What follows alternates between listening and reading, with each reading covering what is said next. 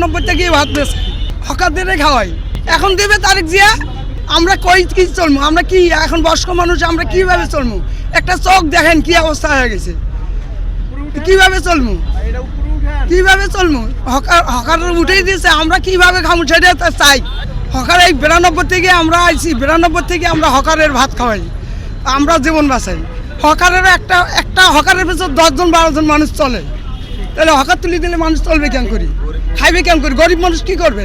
এলে সব তো চিন্তাই করবে, তাছাড়া কি করি খাইবে? এটা কি তারিখ জানে না?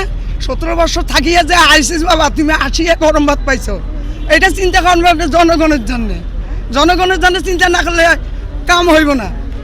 5 বার খাইবেন, 5 বছর খাইবেন, তারপর এটা চিন্তা করা লাগবে। গরিবে তুলছে, হকারে তুলছে, হকারের ভোটে তুই হয়ে উঠছিস, এটা আমরা তো জানি।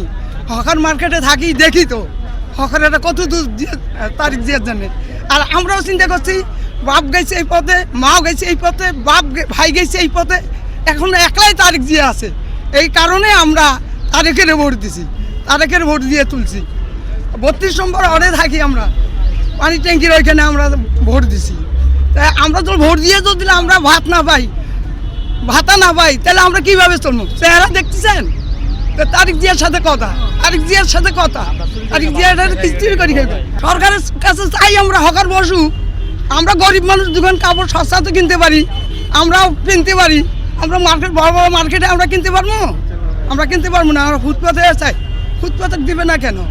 সে ভোট দেয় নাই, সে ভোট দিয়ে জনগণে ভোট দিয়ে পাস করে নেই কেন? তাই দিবেন না? হ্যাঁ, হঠাৎ করে কই যাবে? এই গরিব মানুষ, কোটি কোটি মানুষ কি করি খাইবে? চুরি করি খাইবে? কি করি খাইবে?